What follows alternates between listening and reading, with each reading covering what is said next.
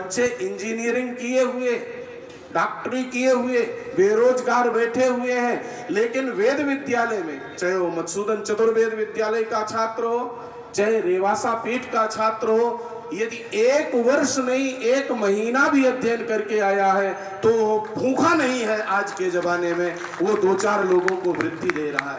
कभी भी ये मत सोचना कि ये ब्राह्मण वृत्ति ही वृत्ति है, हम भिक्षुक हैं। हम भिक्षुक नहीं हैं। जिस परशुराम भगवान का जयकारा बोलते हो, ऐसा दानी इस संसार में कोई नहीं हुआ है जिसने 21 बार इस पूरी की पूरी पृथ्वी को दान किया है। और किनको दान किया है?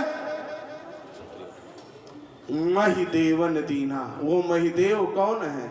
आप ही हो, और कोई नहीं है। आपके आशीर्वाद की आकांक्षा श्रीमन नारायण भी करते हैं। विप्र प्रसादा धरणी धरो, जिसके श्री चरणों में जा करके अपना कल्याण हर एक प्राणी चाहता है। कायेन वाचा मनसे इंद्रियैर्वा बुद्ध्यात्मना वा प्रकृते स्वभावात् करोमि यद्य सकलम परस्मै नारायणायेति समर्पयामि। सर्वं श्री कृष्णार्पणमस्तु कहा जाता है। वो श्री कृष्ण, वो नारायण, वो प्रभु श्री राम किसके लिए इस धरती पर आते हैं? विप्रधेनु सुर संत हित लीन मनुज अवतार। सबसे पहले विप्र शब्द आया है।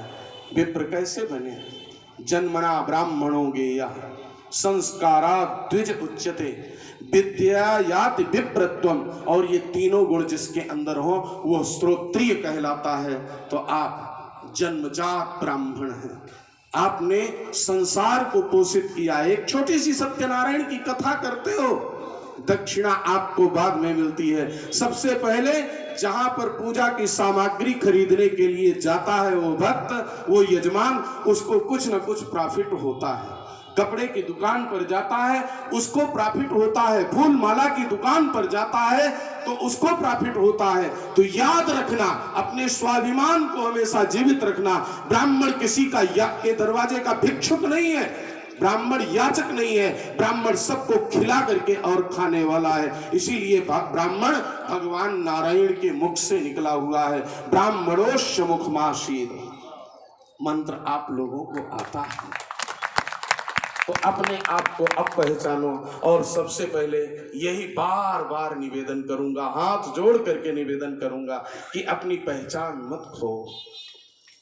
आज ये संकल्प लेकर के जाओ, पहनो पैंट, लेकिन कटिंग खूब कटाओ, चाहे मलिंगा कटिंग कटाओ और चाहे मरिंडा कटिंग कटाओ, हमें कोई एतराज नहीं है। लेकिन कम से कम शिखा को मत कटाओ। जिस शिखा को सुरक्षित करने के लिए मनोमन जनेऊ इकट्ठे हो गए, लेकिन अपना सिर कटा दिया उस वीर बलदानी ने और इस शिखा को नहीं कटने दिया। हम उन गुरु अर्जुन देव की संतान हैं, हम गुरु तेग बहादुर की संतान हैं, जिन्होंने उस समय 5 ककार को सुरक्षित रखा है। तो कम से कम आप 5 को ना रख सको तो 3 को रख लो। शिखा और चोटी, तिलक और जनेऊ, यही 3 है। परशुराम जी का भी जब मंचन